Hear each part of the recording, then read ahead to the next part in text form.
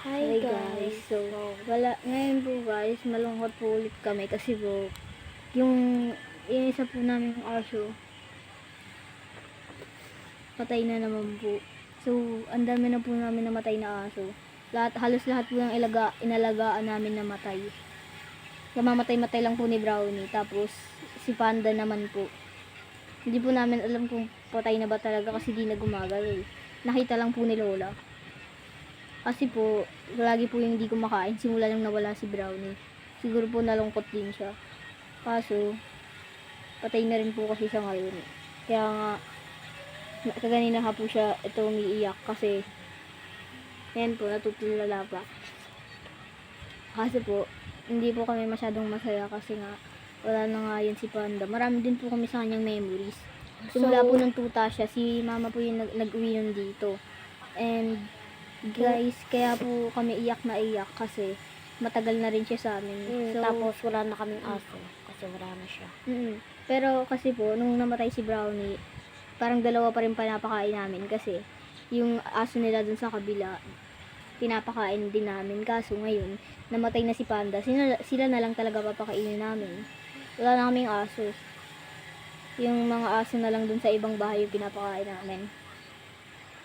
Kaya ayun, iyak kami ng iyak. Nagbabay na kami kay Panda. Kasi ngayon wala na si Panda, 'di ba? 'Di ba nung una may aso kami, mamatay silang lahat. Ngayon, patay din si Pati po yung magkapatid. Si Panda, si Pichi at saka si ano ba yun? Pochi. Si Pochi. Ngayon lang pahala nila kasi sila mama nag-alaga Ang dami na pong naming aso na namatay. Tapos ang And dami na pong memories din. Ang sayang. so madami pong kaming mga aso na namatay na hindi namin natanggap.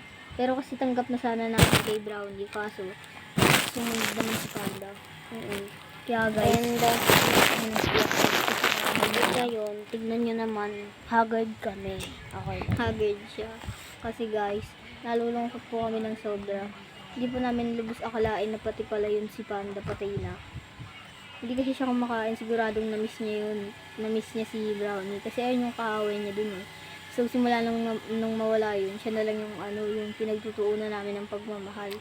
Kaso namatay din siya. Nung tumagal-tagal, naging friends naman sila. Pero sa huli kasi, nung naging friends nun sila, Namatay din si Brownie. Namatay si Brownie. And next naman yung si Panda. Ngayon Anong naman, araw na ba guys, ngayon?